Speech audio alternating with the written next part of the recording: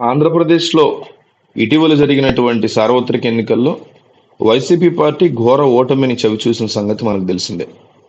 ఈ ఎన్నికల్లో తెలుగుదేశం పార్టీ కూటమి ఘన విజయం సాధించిన సంగతి తెలిసిందే. 175 అసెంబ్లీ స్థానాలకు గాను ఏకంగా 164 ఎమ్మెల్యే సీట్లని కైవసం చేసుకుని చరిత్ర సృష్టించింది ఆ పార్టీ. అయితే కూటమి గెలుపు వెనక ఈవీఎం కుట్ర దాగి ఉంది అని వైసీపీ నేతలు బలంగా నమ్ముతున్నారు. పక్కా వైసీపీ పోలింగ్ బూత్లలో కూడా కూటమికి మెజారిటీ సాధించడంతో పలు అనుమానాలకి దారితీసింది. ఈ క్రమంలో ఒంగోలుకు సంబంధించిన మాజీ ఎమ్మెల్యే బాలినేని శ్రీనివాసరెడ్డి పలు పోలింగ్ బూత్లలో రీకౌంటింగ్ నిర్వహించాలి అనేసి ఆయన కోర్టుకి ఎక్కడం కూడా మనం చూసాం. వీవీప్యాట్లని పరిశీలించి స్లిప్పులు లెక్కించాలని సుప్రీంకోర్టు తీర్పిచ్చింది. అయితే సుప్రీంకోర్టు తీర్పుకు భిన్నంగా ఈసీ వ్యవహరించింది. వీవీప్యాట్లను పరిశీలించి స్లిప్పుల్ని లెక్కించకుండా మాక్ పోలింగ్ నిర్వహించేందుకు వీలుగా 16 July 2024 EC technical standard operation ప్రొసీజర్ని ఈసీ జారీ చేసింది. దీని మీద అభ్యంతరం వ్యక్తం చేసిన బాలినేని తరఫు న్యాయవాది ఈసీ ఉత్తర్వులను రద్దు చేయాలని కోరారు.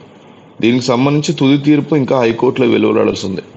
ఇదంతా జరుగుతుండగానే తాజాగా విజయనగరం జిల్లా గజపతి నగర్ నియోజకవర్గంలో ఈవీఎంల యొక్క తనిఖీ అనుమానాస్పదంగా మారింది.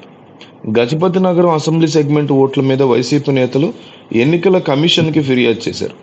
Polling booth number 20 Pedakada EVM తనిఖీ చేయాలని, వీవీప్యాట్ లెక్కించాలని ఫిర్యాదులో పేర్కొన్నారు.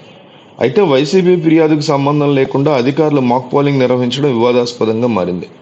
పెదకాడ ఈవీఎంలో డేటా మొత్తం అధికారులు తొలగించినట్టు వైసీపీ నేతలు గుర్తించారు. వీవీప్యాట్ బాక్సుల్లో కూడా వీవీప్యాట్లు కనిపించలేదు. ఈవీఎంలో డేటా తొలగించి కొత్త గుర్తులను అప్లోడ్ చేశారు.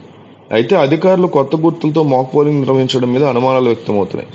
ఈవీఎం స్ట్రాంగ్ రూము, కౌంటింగ్ కేంద్రం, సీసీటీవీ ఫుటేజ్, బ్యాటరీ లెవెల్ డేటాని ఇవ్వాలని వైసీపీ నేతలు ఎన్నికల అధికారులని డిమాండ్ చేసినా కూడా ఫలితం అనేది లేకుండా పోయింది. దీని మీద నేరుగా జగన్మోహన్ రెడ్డి రంగంలోకి దిగాలని లోకల్ లీడర్లు కోరుతూ ఉండడంతో ఆయన రంగంలో దిగి ఆలోచన చేస్తున్నట్టు తెలుస్తోంది.